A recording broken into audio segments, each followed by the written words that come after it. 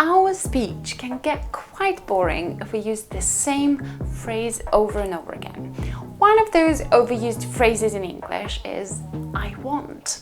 So today we're going to learn 15 alternatives that you can use in your everyday life and make your speech more exciting. My name is Anastasia, you're watching English with LinguaTrip, and let's get started. Everything's in English. All you need to know. Alright, how did you learn to speak English? And the first expression is I feel like, and you use it with a noun. Very often use it when you talk about food, about different options. Before choosing, you think, how do I feel? And you think, I feel like pizza, or I feel like chicken wings. That's how you talk about your choice. I want to have that particular dish. Yes, the context for this expression is very important, because when you say I feel like an elephant, if you feel very heavy. So you use the same expression when you talk about your actual physical feelings or emotional feelings, and when you talk about the options that you choose. So make sure the situation is very clear. I feel like breakdancing. The next one is I'm in the mood for something. For example, I'm in the mood for dessert. Very similar to the first one, we're thinking about our feelings, and when we decide between different options, we think, what's my mood today?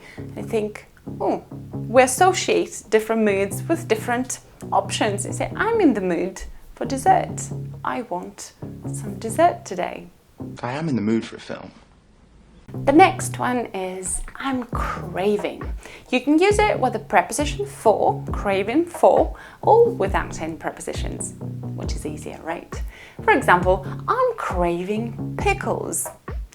Craving is this strong, usually uncontrollable desire for something. Very often this word is used among pregnant ladies.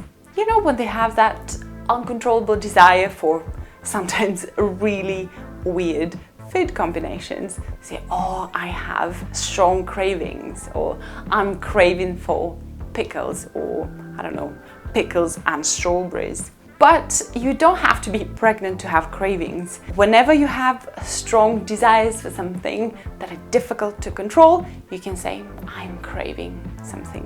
Why am I suddenly craving a cheese sandwich? The next one is I'm dying for. Usually it means you want something so much that if you spend another moment without it, you're gonna die. Not literally. So you can say, I'm dying for a cup of coffee. I'm dying for a shower. Another alternative for I want is I'll have. Usually in a restaurant, in the situation when you're choosing between different meals and you're saying, I'll have a Caesar salad, please. When you're in a restaurant, it's not very polite to say I want. So instead you would say I would like, or I'll have. Don't forget to add please. I'll have salad and some lime jello. The next one is I don't mind. Don't forget that we use the verb with an ing ending after this. For example, I don't mind going to the mall. Usually I don't mind doesn't express a strong feeling of wanting something. It's like, I'm okay with that. A slightly more, I'd say, positive version of that would be, I wouldn't mind. Imagine you're talking to a partner and you say, I wouldn't mind going to a restaurant tonight. So this is the way to hint and say, I want to go to the restaurant, so I wouldn't mind. That's more positive and maybe a little bit stronger than I don't mind. I don't mind means, I'm okay with that. I don't mind going if lunch is provided. The next alternative is desire as a verb. For example, I greatly desire a trip to the mountains for my next birthday. To desire means to want something very much. No, I don't desire you. Now let's move to some advanced alternatives to I want. But before that, let me remind you that we have this awesome online course that allows you to jump from intermediate to advanced in just 30 days.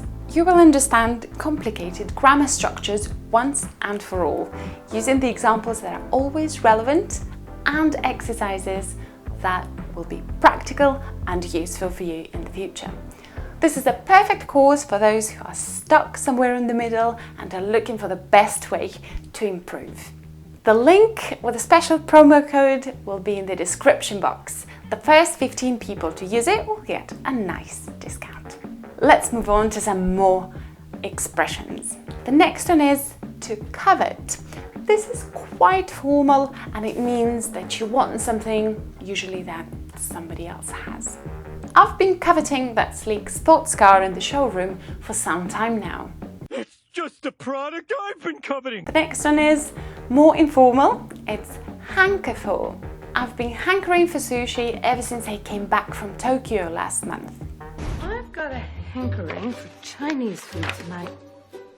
The next expression is hunger for. Very often to describe our desires, to say that you want something, we use alternatives with food, to be hungry. When you're hungry, you want something to satisfy that hunger. So it doesn't have to be about food only. You can say I hunger for and use it with whatever you want. For example, growing up in such a small, secluded town, I always hungered for romance and adventure. Hunger! Hunger for victory, hunger for honor, hunger for pride. The next expression is to itch for. That feeling that you need to scratch some part of your body because it's itching. Again, it's to find something or to get something to satisfy that itch. So not literally, obviously, but yeah, you can use it with pretty much everything. For example, kids are itching for summer vacation. It means they can't sit still, they want summer vacation. Always itching for something else. The next phrase is to jones for. This is mainly American and very informal. I'm really jonesing for a cup of coffee right now. Is it Mercury? I'm really jonesing for Mercury. The next one is quite popular and it is to long for. Sometimes it can seem as more maybe poetic. It's a good way to say I want in a different way. For example, I love my job, but I long for my family when I have to spend so much time on the road. I long for you. The next one is to lust after. For example, after 2 years of weight training and cardio, I finally got that muscular body I've been lusting after. Be careful with this expression though, because lust is a feeling of physical attraction. So sometimes these phrases can be misunderstood. So you've been warned.